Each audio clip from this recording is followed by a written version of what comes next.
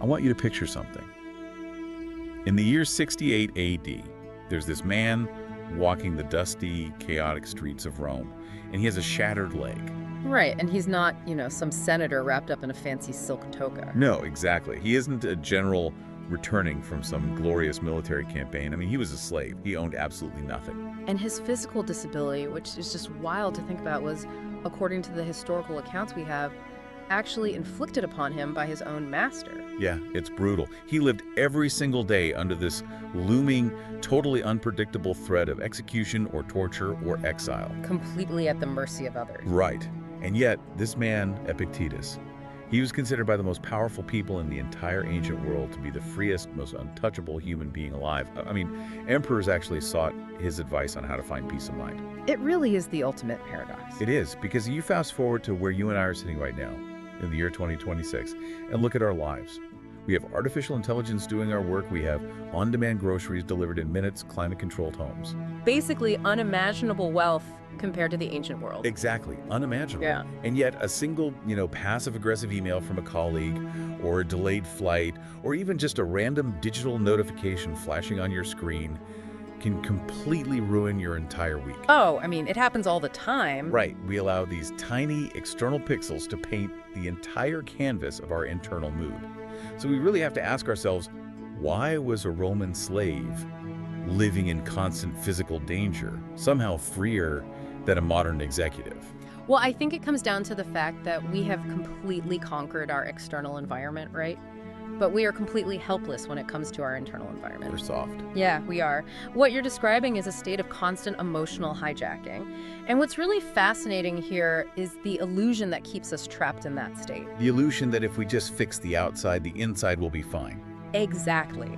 We genuinely believe that if the world were just a little bit more cooperative, if we could just accumulate enough wealth or get that right promotion or just insulate ourselves in this perfect frictionless bubble, we would finally find peace. But that strategy is, it's mathematically doomed to fail. It is completely doomed. Because you are building your happiness on the expectation that the world will always cooperate with you.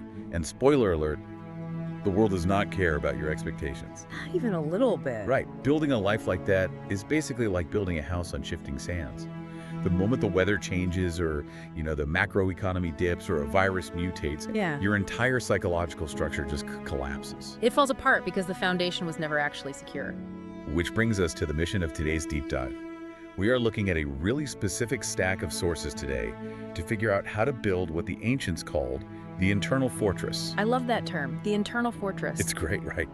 We are going to explore how you can stay entirely unshakable in a world that is inherently chaotic. And we have an incredibly rich, diverse stack of materials guiding us on this. We're, of course, looking at the foundational texts, so ancient philosophical manuals like Epictetus's Enchiridion. The classic. Yeah, and the private imperial diaries of Marcus Aurelius. But we aren't just staying in antiquity today. Yeah, we're pulling from all over. Right. We are cross-referencing those ancient texts with this brilliant, modern Vietnamese analysis from a YouTube channel called Cosmic Writer. And that really highlights the universal cross-cultural application of these ideas, which I find fascinating. Yeah, it shows this isn't just some Western Greco-Roman bubble. Exactly. Plus, we're bringing in cutting-edge psychological research on mortality from the University of Pennsylvania. We've got cognitive behavioral therapy frameworks from the International Journal of Innovative Science and Research Technology, and some modern leadership journals, too. It's a huge stack. Yeah. But look, when people hear ancient Roman philosophy, I think the mind immediately jumps to these dusty academics lounging in marble libraries, right? Yeah. Debating these super abstract concepts that just have nothing to do with real life. Totally. It sounds like homework.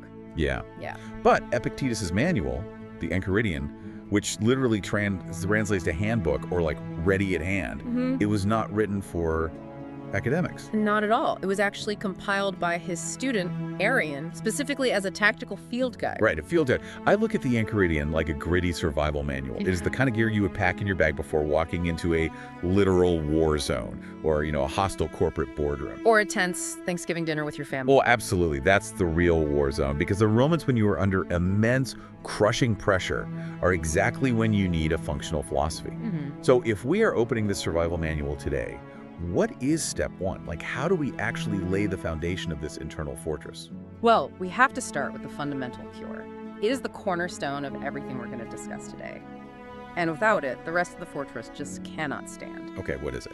It's a concept called the dichotomy of control, or, as that Vietnamese source from Cosmic Writer beautifully translates it, Phép lung phan ve quên kim soit. Okay, the dichotomy of control. That sounds a bit clinical, maybe even a little dry. It sounds academic, yeah. But in practice, it is a radical, almost violent way to completely reorient your perception of reality. How so? Epictetus is essentially telling you that you must look at the world, look at your entire life, and ruthlessly sort every single thing into two distinct buckets. Two buckets? Yes. There is bucket 1, which contains the things that are up to us, and there is bucket 2, which contains the things that are not up to us. Okay, so bucket 1 is up to us, bucket 2 is not up to us. We need to be incredibly precise about what goes into which bucket, right? Because Epictetus' distinction is much, much stricter than our modern sensibilities want it to be. Oh, it is ruthless. Let's look at bucket 1, the things that are up to us. This bucket is remarkably small. It's basically tiny. Right. It includes only your internal architecture, your thoughts, your opinions, your impulses, your conscious desires, and your volitions.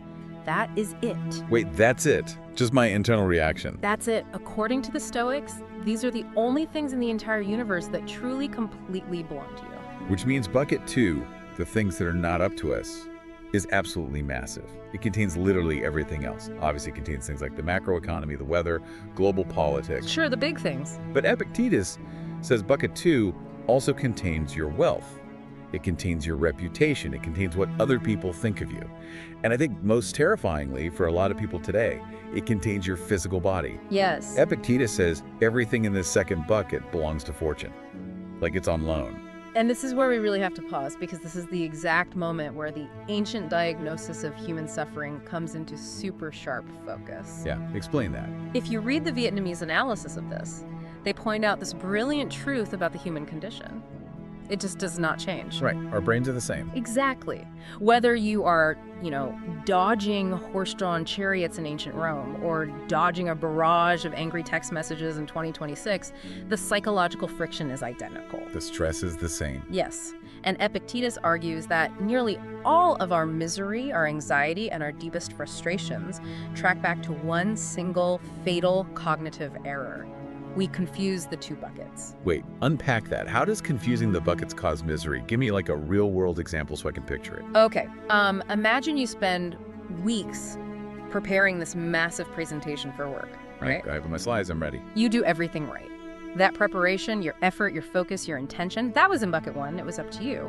But then you walk into the meeting and your boss is just having a terrible day. Oh, I hate that. Right? They're distracted, they're rude, and they completely dismiss your presentation. Now, their reaction, that is in bucket 2. It is not up to you. Right. But what do? We demand that bucket 2 behaves the way we want it to. We think, well, they should appreciate my hard work. They should respect me. We try to control the uncontrollable. Precisely. When you demand that your boss likes you, or that the stock market never crashes, or that your body never ages, you are essentially attempting to issue commands to fortune. You're trying to play God with bucket 2. Exactly. You are trying to control what is not yours.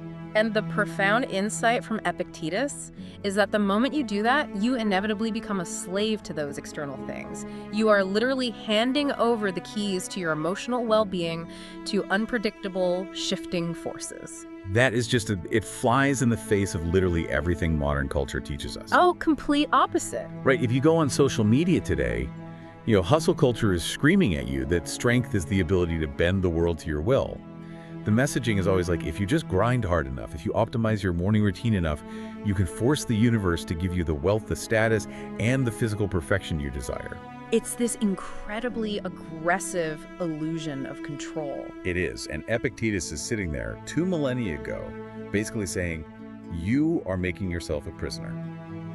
He says, true strength isn't conquering the world. True strength is realizing you only control how you respond to what the world dumps in your lap. But, this naturally invites a very heavy critique, and it's one we definitely need to address head on. Yeah, let's do it. Because when people first hear this, when they hear that their health and their bank accounts belong in bucket 2, they rebel against it. They think, Well, if I don't control my health or my career, does Epictetus mean I just shouldn't care about them at all? Yes, exactly. Let me push back on this on behalf of everyone listening, because if I am supposed to accept that I don't control the world, does this mean I should just become totally passive? Like if my health isn't quote-unquote up to me, should I just eat garbage and stop exercising? Right, just give up. Am I supposed to be a doormat and just let the world walk all over me? It is the single most common misunderstanding of this philosophy, and the Stoics completely anticipated it. They introduced this really vital, nuanced concept here called indifference, or in Greek, adiaphora. Adiaphora. Okay, but calling my physical health indifferent sounds insane in a world where we, track our REM sleep and monitor our blood glucose levels on our phones. It sounds completely insane until we define what indifferent actually means in this very specific philosophical context. Okay, define it. It does not mean meaningless. It means that these external things are indifferent to your moral character and your ultimate capability for happiness. So they don't define who I am. Exactly. The Stoics recognize that we are, at the end of the day, human animals, and we have natural preferences. So they divided bucket 2 into 2 subcategories. You have preferred indifference and dispreferred indifference. Okay, break those down. What's a preferred indifferent? Health, wealth, a good reputation, a comfortable home, these are preferred indifference. Given the choice, any rational person prefers them. Right. And then sickness, poverty, disgrace, and pain are dispreferred indifference.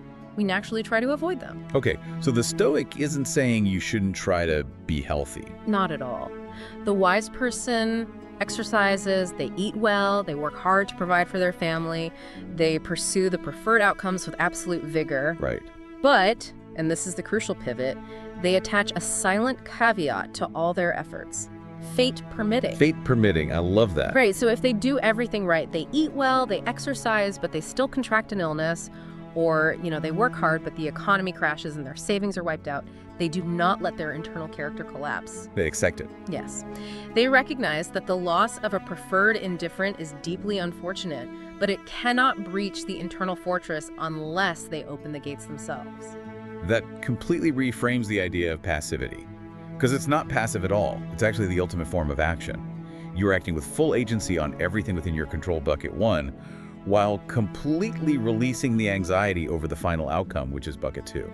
Yes, exactly.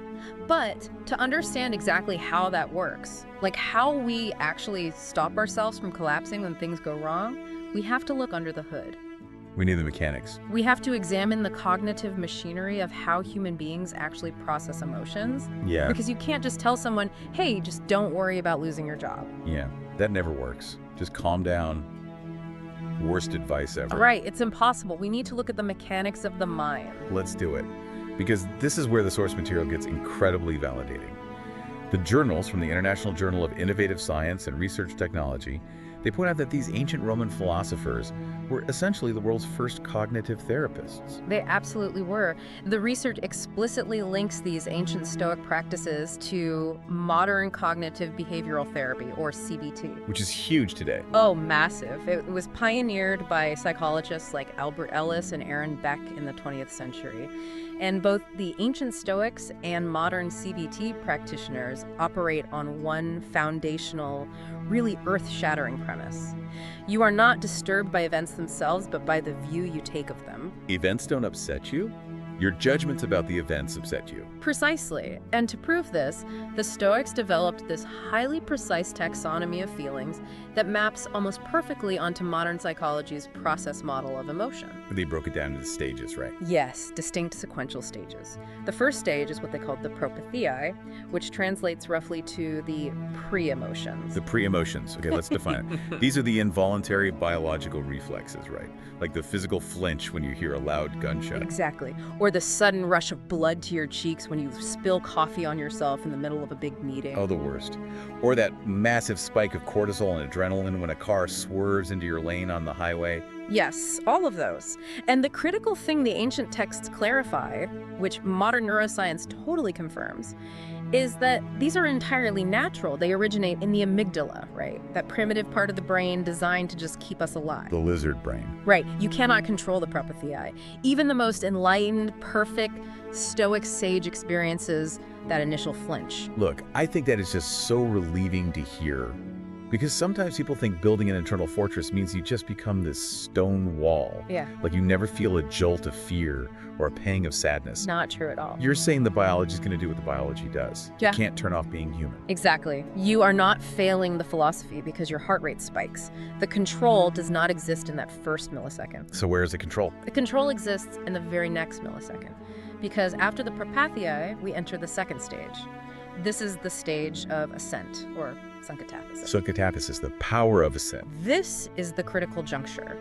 This is where your prefrontal cortex, your reason, or what the Greeks called logos, steps in to evaluate that initial physiological flinch. Okay, so the event happened, Right. my body reacted, and now my mind has to decide what story it's going to tell about what just happened. Yep. Like, will I agree with the panic or will I question it? Exactly. So if you make a flawed judgment, for example, let's say you're stuck in a gridlocked traffic jam. Oh, I hate traffic. My heart rate goes up immediately because I know I'm going to be late. Right, there's the propathia. But then, if you grant assent to the belief, this traffic is a catastrophe, my boss is going to fire me, my career is over, and the universe is actively out to get me, what happens then? Then I cross into the third stage, right? By granting my assent to a totally false, irrational belief, I manufacture a pathé. A destructive passion, yes. A destructive passion. A pathé is not just a strong feeling. It is a profound disturbance of the mind. It's blinding rage. It's paralyzing panic or crushing despair. You took a dispreferred indifferent traffic, and by judging it as this catastrophic evil, you literally generated your own suffering. Wow. But let's look at the alternative. What if you apply correct judgment to that initial flinch? Okay, so I feel the adrenaline, I look at the traffic, and my logo steps in. My reason says, I'm in traffic. It is a dispreferred indifferent. It is annoying, sure, but it cannot harm my moral character. I am safe. Exactly. And if you do that, do you just feel nothing? I mean, I would hope I feel something. You do. You experience the Stoic alternative to the destructive passions, which they called eupatheiae. Rational good feelings. Yes, when you strip away the irrational panic, you actually create the space to experience rational feelings. The Stoics categorize these as joy, or chara, rational willing, boulesis, or rational caution, eulabeia. So instead of screaming at the steering wheel, I might just listen to a great audio program. I might actually enjoy the forced downtime. Okay, I want to pitch an analogy here, because wrapping our heads around propatheiae and sankatathesis is, frankly, pretty dense. It's a lot of Greek, yeah. Right. I like to think of this entire cognitive chain reaction like using a computer. The propatheiae, that initial biological flinch, is like getting a malicious scam pop-up on your screen. Oh, I like this. You know what I mean? You're browsing the web and suddenly this giant red box flashes. Warning, your computer is infected, your bank accounts are being drained. Click here immediately. That is a brilliant visualization, because what happens in your body when you see that pop-up? Your stomach drops. Yeah. Your heart rate spikes instantly. That is the biological flinch. You do not control the pop-up appearing. It was generated by an external server somewhere else. That's bucket 2. Yep, totally out of your control. But the second stage, assent, is your hand moving the cursor, hovering over the button. Assent is the act of clicking I agree without actually reading the terms. If you click that malicious link, you download a malware right into your system. And the malware is the pathé. It's the destructive passion that crashes your hard drive. Yes. So what does the Stoic do? The Stoic simply looks at the pop-up. They feel the initial jolt of fear, sure, but their prefrontal cortex steps in. They evaluate the impression. They realize, wait a minute, this is just a scam. It's an illusion. And they absolutely refuse to click the button. They just hit the X and close the window? They hit the X. I love that, because that analogy perfectly dismantles a massive, pervasive myth about Stoicism that we really must correct here. What's the myth? The myth is that the goal of building this internal fortress is to become an emotionless, unfeeling robot. Right, like Spock from Star Trek. Exactly. We are not trying to uninstall the web browser so we never see a pop-up again. That's impossible. We are human beings. The Stoic ideal is a state called apatheia. Now, modern English took that Greek word and bastardized it into apathy. Yeah, and when we use apathy today, we mean a lazy lack of feeling or caring, like you're just numb to the world. But in the original Greek, apatheia does not mean without feeling. It literally means freedom from irrational passion. It is the freedom from the malware. Freedom from the malware, that is so good. It is the elimination of destructive, chaotic emotional storms so that your mind is actually clear enough to experience profound, rational joy, deep love for your family, and crystal clear focus. Okay, this all makes perfect logical sense. The theory is bulletproof. But here is the reality of living in 2026.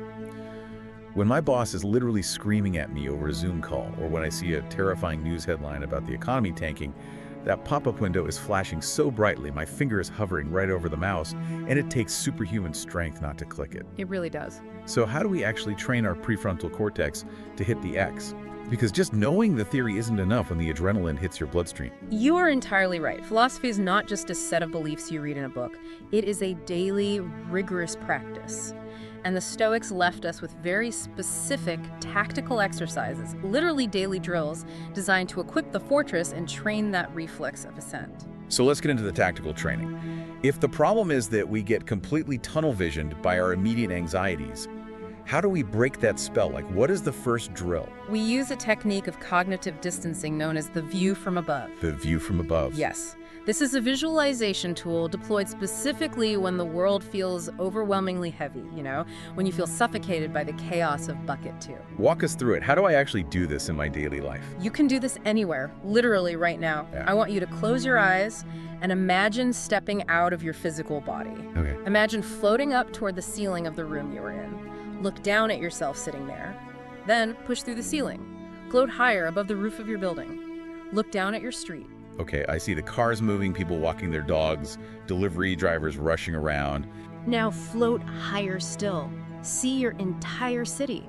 Millions of people, all engaged in their own dramas, their own joys, their own anxieties. It's smaller. Keep pulling the camera back. See your entire continent, and then push all the way out into the cosmos until you are looking back at the Earth as just this tiny, pale blue dot suspended in the vast, silent darkness of space. It's the ultimate perspective shift. It actually reminds me of the overview effect that modern astronauts talk about when they look at Earth from orbit. Yes, exactly. They report this profound cognitive shift, this sudden, overwhelming realization of how petty and fragile human disputes really are.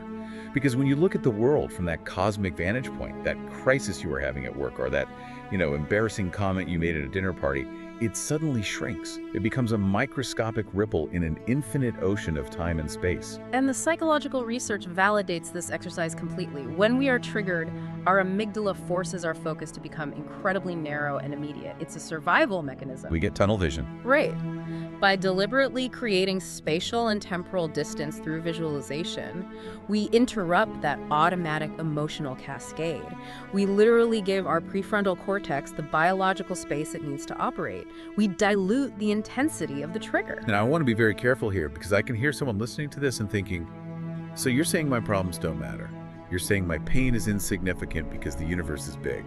That feels a little dismissive. It's a totally valid concern, but that is not the intention of the exercise at all. The view from above doesn't mean your pain isn't real. It doesn't mean your goals are worthless. What does it mean? It means that your perspective is a choice. When you are zoomed in too tight, the problem is your entire world. By zooming out, you realize you are the observer of your circumstances, not the circumstances themselves. You reclaim the agency to decide exactly how much weight and meaning you want to assign to the event. Okay, so the view from above helps us zoom out. But the next drill, according to our sources, does the exact opposite. It forces us to look incredibly closely, almost uncomfortably closely, at the things we are terrified of losing. Yes, the practice of premeditatio malorum, or the premeditation of evils. This one fascinates me because it feels so completely countercultural. I mean, if you walk into any bookstore in 2026 or scroll through any self-improvement feed online, what is the dominant message? Oh, it's all visualize success. Right, visualize success, build a vision board, manifest your dream life, think only positive, high vibrational thoughts, and the universe will reward you. It's toxic positivity, really. It is, and the Stoics looked at that approach and basically said, that is a recipe for absolute disaster. They did. Every single morning, a practicing Stoic sits quietly and spends just a few minutes vividly, brutally imagining losing the things they value most. Brutally imagining loss. Yes. You don't just briefly think about it. You inhabit the scenario. You imagine walking into your office and being handed a pink slip. You imagine losing your entire life savings in a market crash. You imagine waking up with a debilitating illness. You imagine the death of a loved one. I have to admit, to a modern ear, starting your day by vividly imagining a tragedy sounds incredibly toxic. Why on earth would I want to voluntarily subject myself to that kind of mental anguish before I've even had my coffee? Won't that just make me super depressed? It definitely seems counterintuitive, but the source material from Cognascroll brings in fascinating modern research from psychologist Gabrielle Oettingen that explains exactly why this is absolutely necessary. What did she find? Her work on a concept called mental contrasting proves that purely positive visualization, like just imagining everything going perfectly, actually destroys your motivation. Wait, how? Doesn't picturing success motivate you to get it? I thought that was the whole point of vision boards. No, because the brain has a really hard time distinguishing between vivid visualization and reality. If you only ever imagine the perfect outcome, your brain trickles out the dopamine as if you've already achieved it. Oh, wow. So your brain thinks you already won. Exactly. It removes the motivational tension you need to actually do the hard work. You become complacent. And furthermore, when reality inevitably introduces friction, when an obstacle arises, you shatter because you never prepared for it. So how does voluntarily picturing worst-case scenarios help us build the fortress? It works via two distinct, powerful psychological mechanisms. The first is fear inoculation. Fear inoculation. Like a vaccine. Exactly like a vaccine. Think about how a vaccine works. You inject a dead or weakened version of a virus into your body so your immune system can build antibodies. Premeditatio malorum is a psychological vaccine. That makes so much sense. By vividly imagining the worst-case scenario in advance, you strip it of its mystery and its paralyzing terror. You mentally rehearse your response. You realize, okay, if I lost my job today, it would be awful, but I would update my resume, I would call my network, I would survive. You inoculate your mind so that if misfortune strikes, you don't panic. Okay, I love that. What is the second mechanism? Hedonic adaptation reversal. Oh, hedonic adaptation. This is the treadmill, right? Human beings adapt to good things incredibly fast. Frighteningly fast. Like you worked for a decade to buy a beautiful new house. The day you move in, you are ecstatic. But 6 months later, it's just the place where I live. Yeah. You start complaining about the drafty window or the neighbor's dog.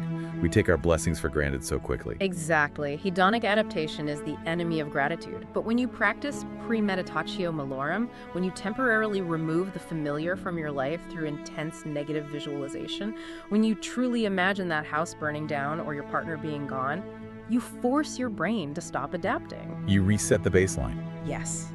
When you open your eyes and realize your house is actually still there and your partner is still sleeping next to you, you see them anew.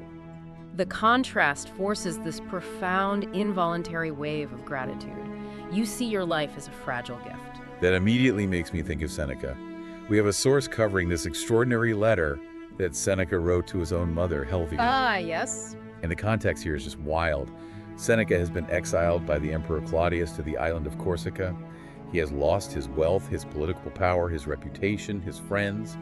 And he writes a letter to his mother to comfort her about his punishment. Which is incredible in itself. It is. And he writes this piercing line: "No man has been shattered by the blows of fortune unless he was first deceived by her favors." Deceived by her favors. That is the absolute essence of what we are talking about right now. If you allow yourself to believe that your wealth, your high-paying job, or your societal status are permanent fixtures that belong to you forever, you are being deceived. You're living a lie. And you are setting yourself up to be shattered when fortune inevitably changes her mind and takes them all back. He tells his mother that the physical elements of exile, like the displacement, the poverty, the public disgrace, they cannot break a disciplined mind. The external conditions don't dictate the internal weather. Right. And the sources point out how this exact realization echoes through history, completely crossing cultural boundaries. Look at Bruce Lee, nearly 2,000 years later, using his famous metaphor for resilience. Be water, my friend. Yes, a beautiful parallel. Water is formless, it's shapeless, it adapts to whatever container it is poured into, it doesn't fight the container. Or look at Viktor Frankl, a psychiatrist who survived the unimaginable horrors of a Nazi concentration camp. He wrote in Man's Search for Manner, meaning that everything can be taken from a man but one thing, the last of the human freedoms, to choose one's attitude in any given set of circumstances. That is the internal fortress. It is an unbreakable, continuous thread of human wisdom. Which leads us to the third tactical exercise, and this one is perhaps the most intense, the most sobering of them all. We've visualized losing our possessions and our loved ones. Now, we have to visualize losing ourselves. Memento mori. Remember, you must die. Yes. And we have an incredible deep dive source into this specific practice from the University of Pennsylvania, a fascinating paper by researcher Jody Wellman on mortality salience. Now, I know there's a robust body of psychological research showing that humans usually go to tremendous, almost comical lengths to avoid thinking about death. Like, Yeah. we sanitize it, we hide it away, we don't talk about it at dinner parties. Right, it's the ultimate taboo. And there is an entire psychological framework dedicated to explaining this called terror management theory. Terror management theory, what does that say? The theory suggests that the underlying unconscious knowledge of our inevitable demise causes this profound buzzing anxiety beneath the surface of our everyday lives. It's like a low-level hum of panic. Exactly. And to distract ourselves from that ticking clock, we become highly defensive. We cling tightly to our cultural worldviews. We seek superficial external validation. We buy expensive things we don't need, all as a subconscious buffer against the reality of death. We stay busy so we don't have to look into the abyss. But if thinking about death causes all this defensive anxiety, why does Stoicism demand that we look at it every single day? I have to ask, isn't memento mori just incredibly morbid? If I wake up every day and stare at a skull on my desk, doesn't that just drain the joy out of life and depress me? It seems like it would, and that is the paradox that Wellman's research in existential positive psychology reveals. Her work shows that while unconscious fear of death drives anxiety and neuroticism, deliberate and conscious confrontation with our own mortality has the exact opposite effect. The opposite effect. Yes, it acts as the ultimate jumper cable for vitality. How does that work? How does thinking about death create vitality? It relies on a cognitive bias known as the scarcity heuristic, a concept pioneered by the legendary behavioral economists Kahneman and Tversky. Okay, scarcity. Human beings intrinsically value things more when they perceive them to be scarce. Think about a rare diamond versus a handful of gravel. If you operate under the delusion that you have an infinite, boundless amount of time, you treat your days like gravel. You squander them. Oh, wow. So by explicitly reminding yourself that your time is finite, that the sand in the hourglass is actively running out right now, you instantly increase the perceived value of today. Exactly. It is the ultimate cure for the disease of someday. We all have this procrastination mindset, right? Someday I'll write that book, someday I'll apologize to my brother, someday I'll take that trip. We always think we have tomorrow. But memento mori grabs you by the shoulders and says, there is no someday. You could leave life right now. Let that determine what you do and say and think. Those are Marcus Aurelius's exact words, by the way. That is so powerful.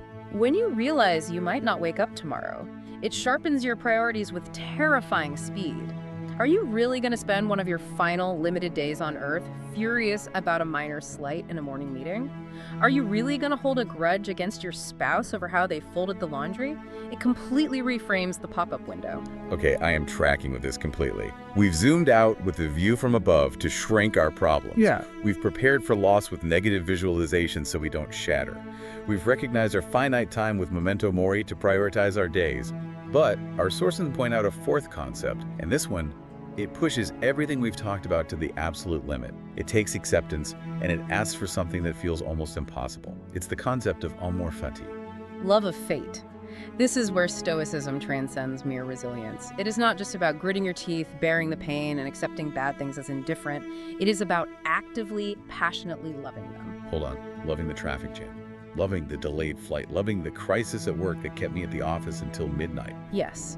Amor fati is a Latin phrase that became highly central to the philosophy of the 19th century thinker Friedrich Nietzsche, though the DNA of the idea is deeply linked to the ancient Stoics like Epictetus. What did Nietzsche say about it? In his autobiographical book Epic Homo, Nietzsche wrote out his personal formula for human greatness.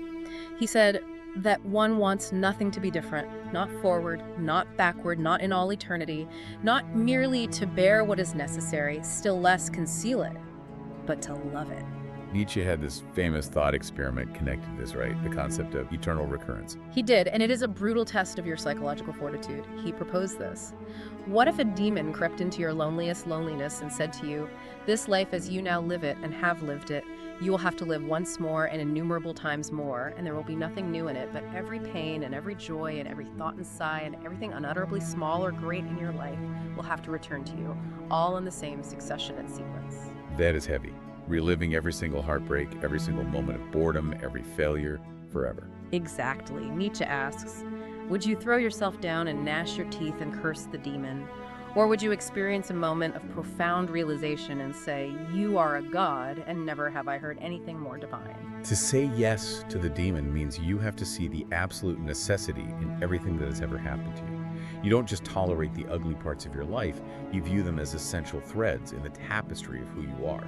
You don't wage war against reality, you say a radical yes to reality exactly as it unfolds. And our sources draw a beautiful parallel here to the French existentialist philosopher Albert Camus. In his famous essay, The Myth of Sisyphus, Camus explored a very similar idea. The guy pushing the rock. Right. He uses the figure of Sisyphus from Greek mythology. Sisyphus offended the gods, and as punishment, he is cursed to push a massive heavy boulder up a steep mountain. Every time he reaches the very top, the boulder slips from his grasp and rolls all the way back down to the bottom. He has to walk down and start over. He has to do this for all eternity. It is the ultimate picture of absurd, meaningless, agonizing suffering. It is. But Camus ends his essay with a line that is incredibly provocative.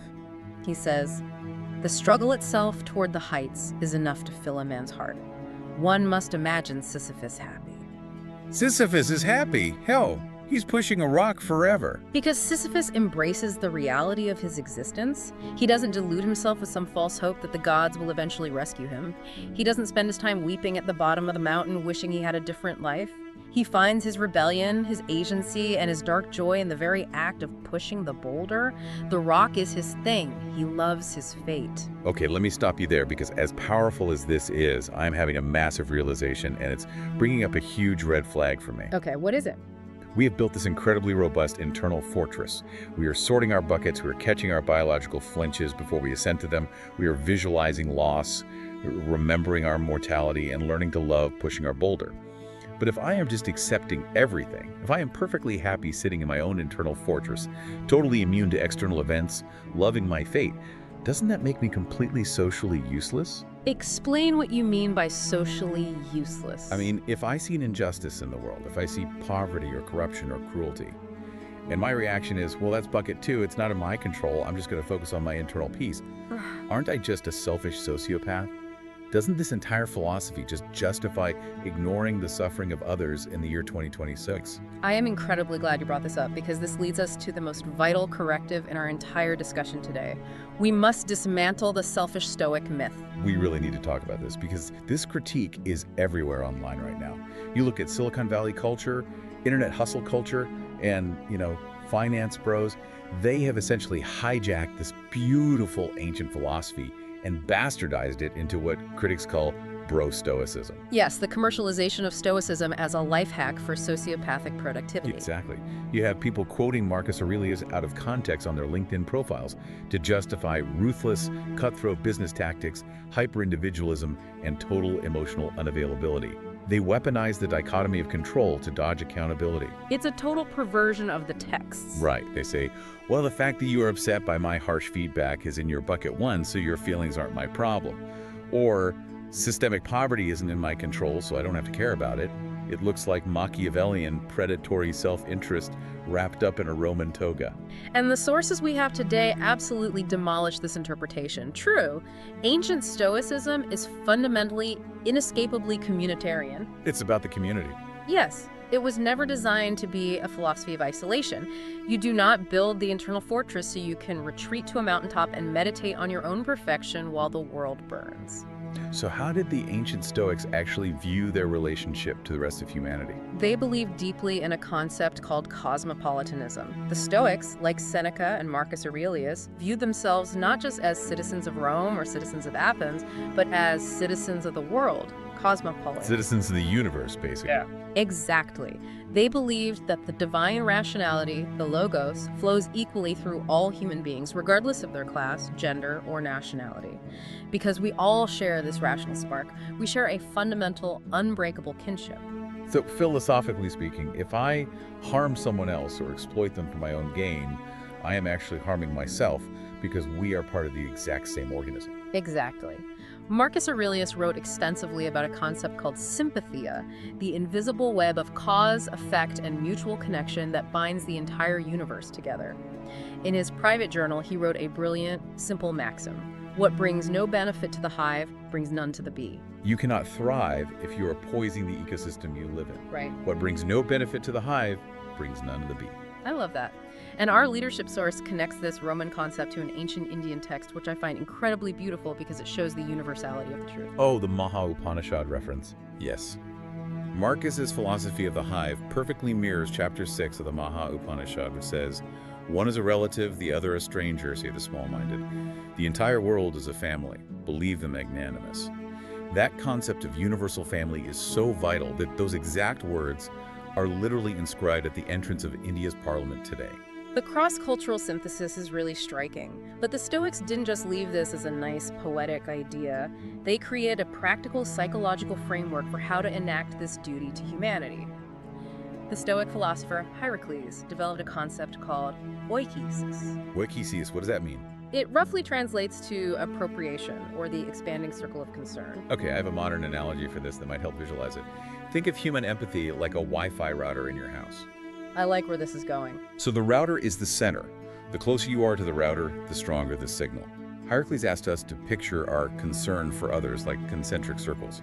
Circle 1, the innermost circle right next to the router, is your own mind and body. The signal is incredibly strong. You care deeply about your own survival. Naturally. Then circle 2 is your immediate family, your spouse, your kids. Circle 3 is your extended family and close friends. Circle 4 is your local neighbors and community. Circle 5 is your nation. And the final, outermost circle encompasses all of humanity. And in a default, unexamined life, what happens? In a default life, the Wi-Fi signal of empathy drops off massively the further you get from the router. We care a lot if our child is hungry. We care significantly less if a stranger across the globe is hungry. We just don't have the bandwidth. And what does Heracles say the goal of a practicing philosopher is? The goal is to actively boost the signal. The practicing Stoic tries to take those outer circles and actively draw them inward. You train yourself over years of practice to treat a neighbor like a family member. You train yourself to look at a stranger on the street and feel the same ethical obligation and care for them as you would for your own sibling. You want the stranger to get full bars of Wi-Fi. That is brilliant, and it perfectly explains why the bro-Stoic myth completely falls apart under scrutiny. Self-mastery, building the internal fortress, isn't the end goal of Stoicism, it's the tool. Right, it's how you get there. You use the view from above and memento mori to remove the chaos of your ego, your petty anxieties, and your irrational passions. Yeah. Why? So that your mind is actually clear enough to serve the hive effectively. The 4 cardinal virtues, right? Yes. The 4 cardinal virtues of Stoicism are wisdom, justice, courage, and temperance. You cannot practice justice in isolation. Justice requires other people. That totally recontextualizes the history for me. When you look at the famous Stoics, they didn't hide away in monasteries. They were in the arena. Marcus Aurelius ran an empire during a devastating plague and constant border wars. She was as engaged as you can possibly be. Seneca was a senator and a political advisor navigating the treacherous court of Nero. Cato the Younger gave his life fighting against the tyranny of Julius Caesar to defend the Roman Republic. They were highly active participants in the messiness of society. They just didn't let the messiness destroy their internal peace.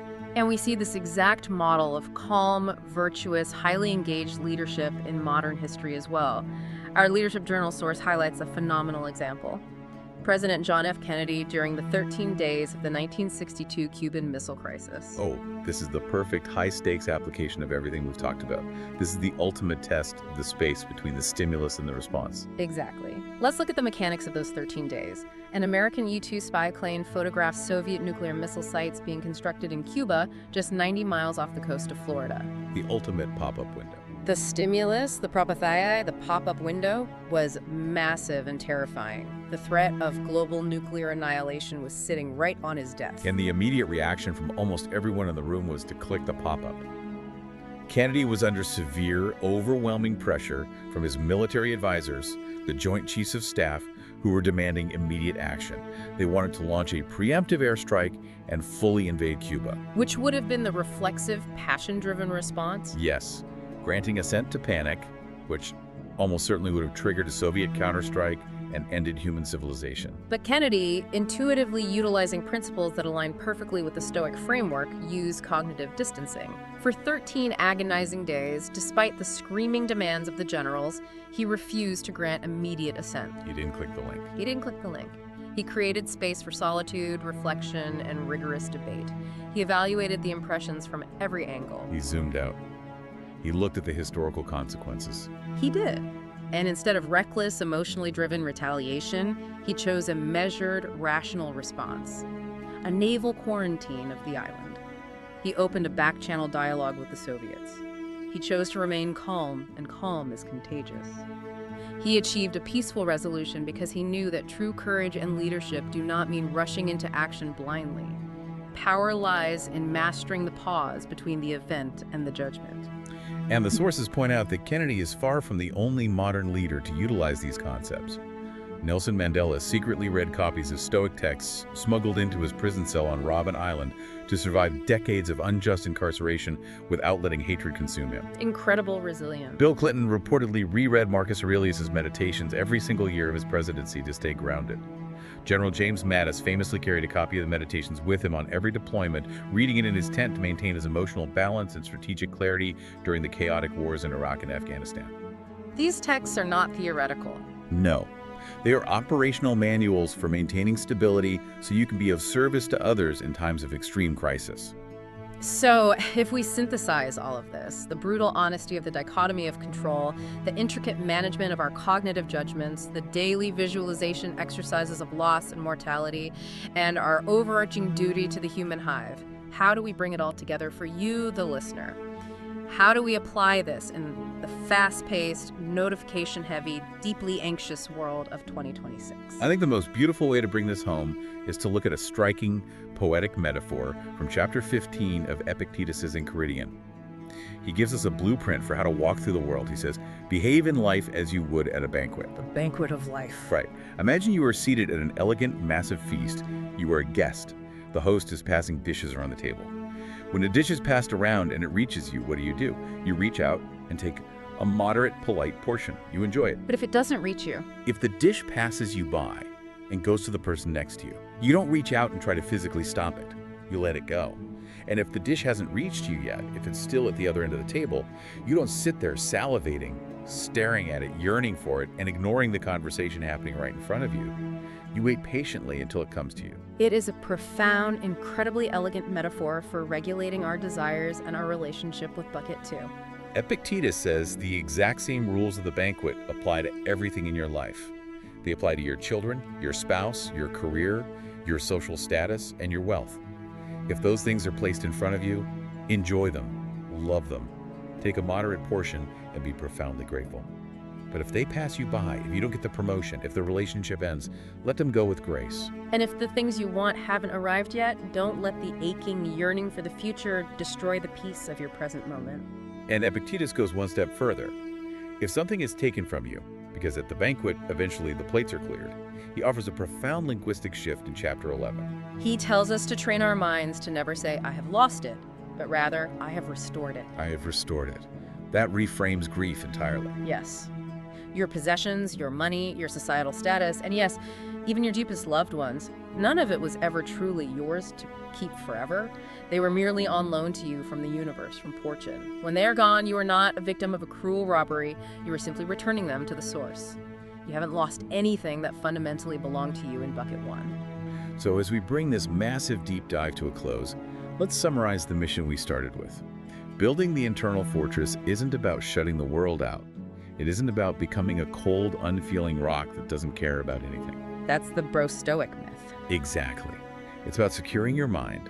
It's about rigorously sorting the buckets, carefully guarding your ascent so you don't click those malicious pop-ups, and practicing the mental drills of perspective. Why? So that you can step out of the fortress and into the beautiful, unpredictable chaos of 2026 with absolute clarity, with courage, and with a sense of justice for the hive. You don't need to fix the entire world to be happy. You fix your mind so the world cannot make you miserable. Which brings us right back to where we started our conversation today. We talked at the very beginning about how easily we let a delayed flight, a snarky email, or a digital notification hijack our internal peace.